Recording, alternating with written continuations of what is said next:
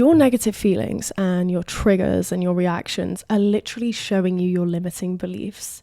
Instead of getting mad at the mirror, you should actually be grateful for the overreaction that you may have had, or when you got triggered and said something that you didn't mean, or when you reacted in a way to somebody communicating with you and you didn't really like the outcome of that. You should be grateful for this because it's showing you what you need to work on so that you can heal, so that you can grow, so that you can be completely free, and stop obsessing about the outcome. Stop obsessing about another person or another thing or another place and putting them on the pedestal instead of yourself.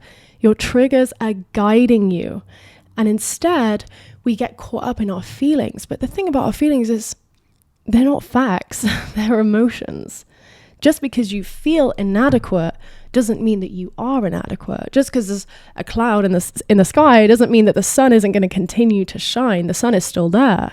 Your power is still there. Just because you're feeling these feelings of unworthiness and anxiety, your power still exists inside of you. You're still the operant power. You just need to remind yourself and remember, that's all that we're doing. Think about our brain, our computer, our subconscious, our incredible, beautiful minds, is it's looking for proof. It's looking for evidence in our external, in our 3D, for our current belief system. So for example, if you think that you're not worthy, it's almost like Oprah when she's like, you can have a car and you can have a car and you can have a car.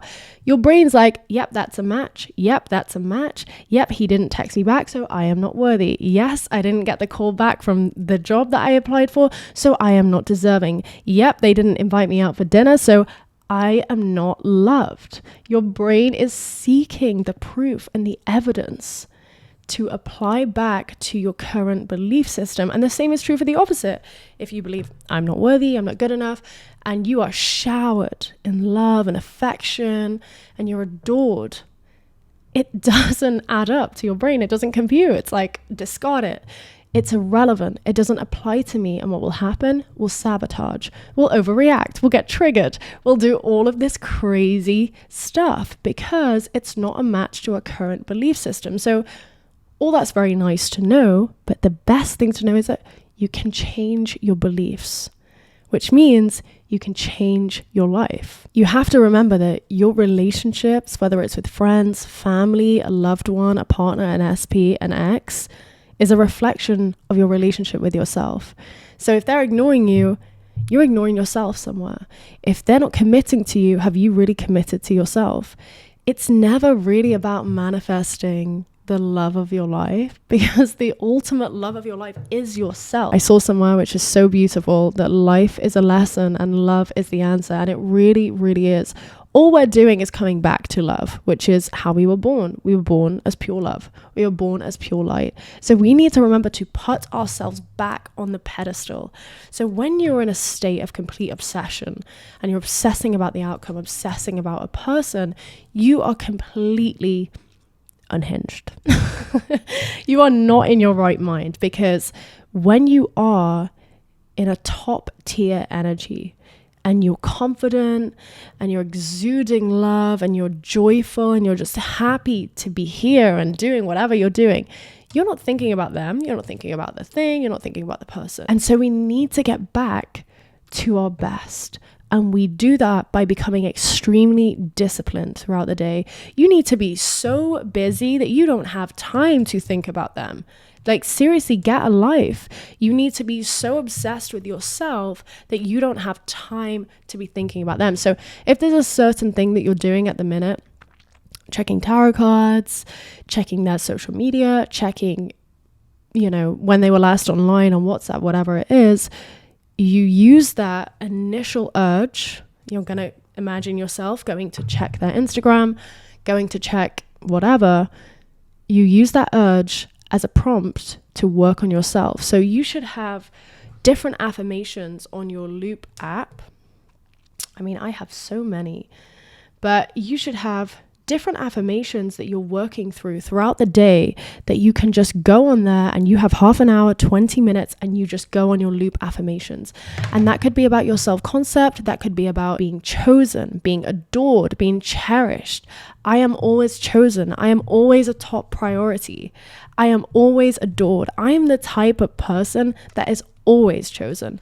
I'm the type of person that always gets what I want every single time, no matter what. No matter what is going on in my 3D, I always get my manifestation. This is how you become obsessed with yourself, because if you are the type of person that always gets what they want and always gets who they want, and there's somebody in your life right now that's not conforming to your desires right now, would that type of person give a shit? Because that's the type of person that always gets what they want. So it actually doesn't matter what they're doing. It doesn't matter who they're with. It doesn't actually matter, because you're obsessed with yourself. You're the prize. You're the main priority in your life. And anybody that comes into your life is going to feel that energy and rise up to that level.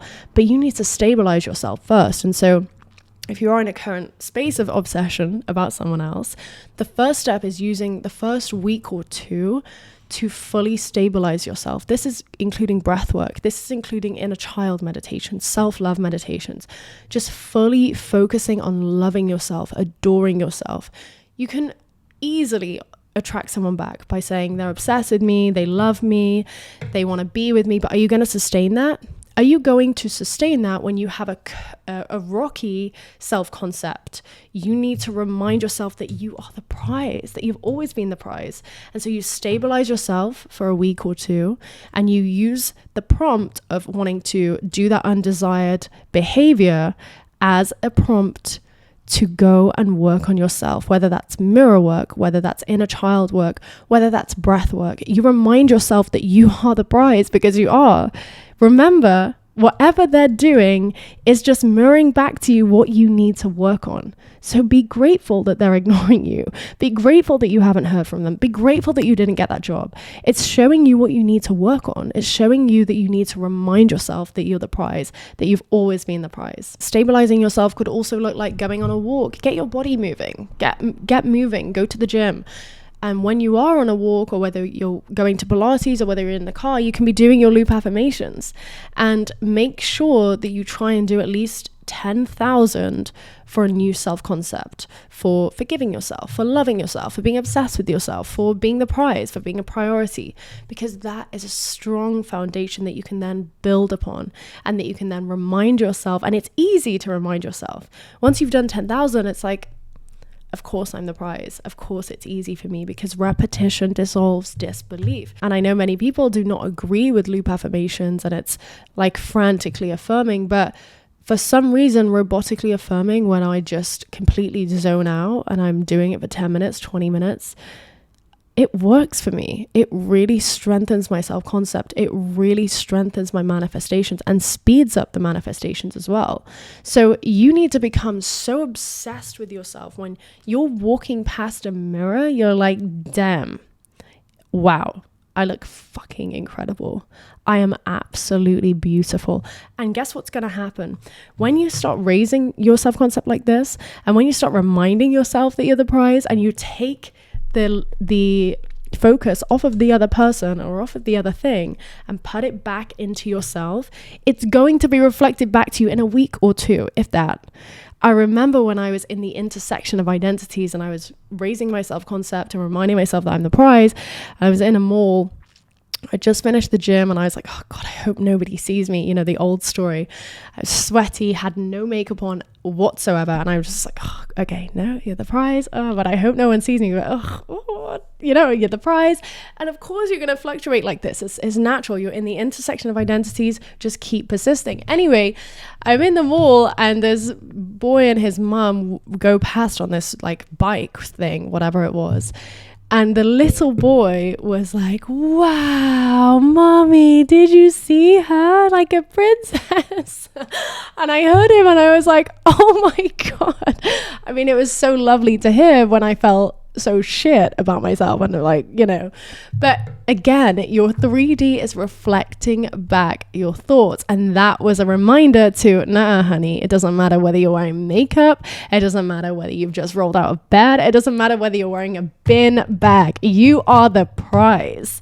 And it's reminding you who you are. It's giving you that confidence. And so when you're going into a coffee shop and someone gives you a free coffee, that's your sign that it's working. When you're going out and people are looking at you, or, you know, can I help you with your bags? Or is there anything I can do? This is your sign that it's working. And slowly and gradually, the obsession about them dissolves. Your feelings about them, your negative feelings dissolve. This is what you're doing. So you just need to relax into this, keep doing the work, and keep persisting with this, because this stuff really changes your life to the point where you don't care whether they come back or not, because you've got so many options.